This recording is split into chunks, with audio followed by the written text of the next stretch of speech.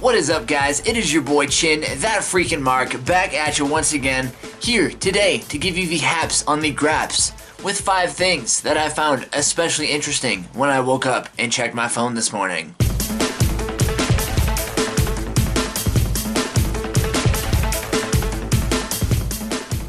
First up here, we have the pay-per-view that we cannot stop talking about.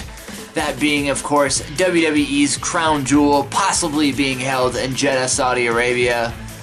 The news coming out of it this time being that the ticket sales have been postponed. Ticket sales were supposed to start as of yesterday, and now are being said to not even start until November 2nd, also known as the same day as the show.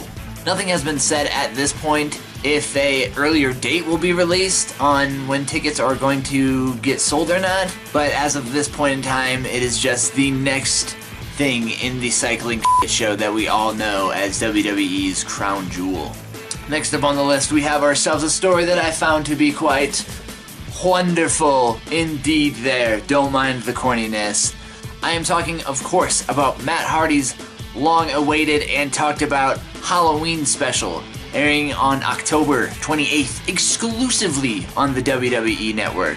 The talks here is that, for one, it has a release date and is rumored to be a spin-off of a continued show on the WWE Network. Now, personally, I'd say the shows on the WWE Network have been hit or miss depending on what you're watching there. Give Matt Hardy his own show, for the fucking love of God. I never thought that WWE gave the Woken Broken gimmick enough on-air time, because they didn't. It was TNA's jam when they had it going on over there. It was every week, and it was more ridiculous than the last, and I loved it, and I feel it was really the thing that kind of started to help Impact get back on the rise, because it was just so original and so fresh, and obviously it was silly as all hell, but that was the point.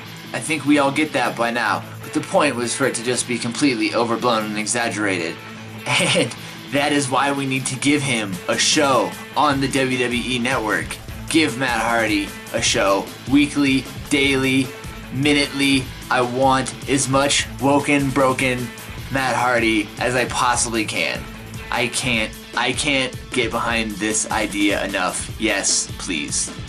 Next up here, we have a confirmed WWE signing that WWE looks to be wasting absolutely no time with. I am, of course, talking about Chelsea Green, who has really kind of been increasing her stock recently, if it doesn't show by getting signed with the big one, WWE. Just to recap, Chelsea Green has worked on Impact, Lucha Underground. She even showed up at All In not too long ago as like her accumulation of gimmicks, I guess you could say. Her whole little half and half thing. Half of her was good, half of her was losing her shit. It was really cool. She's friends with Miss Britt Baker, who also is messing around with WWE as of recently here. Chelsea Green's gonna do awesome, and I just hope, as I usually hope with the signing of any new talent that I'm familiar with, that they just do the best with them and don't completely drop the ball, like what happens sometimes.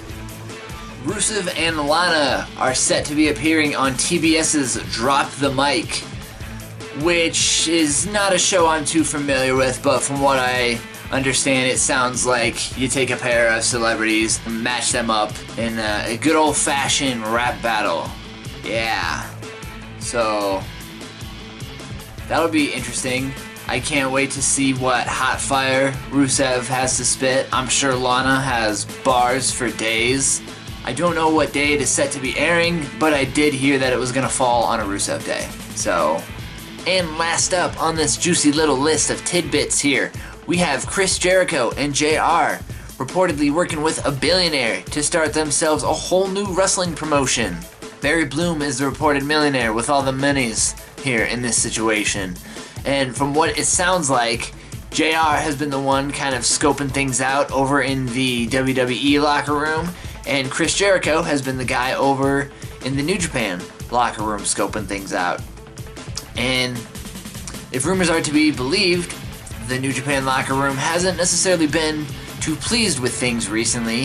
If this all is to be true, Chris Jericho's probably going to have a pretty good amount of luck over there trying to get some guys scooped up, I would imagine. From what it sounds like, just to throw some names out there, Cody Rhodes and them Young Bucks are on board already, which are some pretty big names. I mean, maybe you've heard of them by now.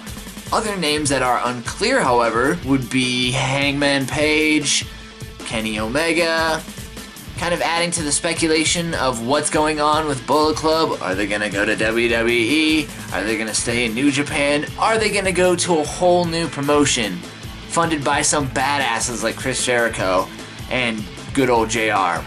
I don't know, but that sounds like a hell of a promotion to me, and I would be willing to find out for sure.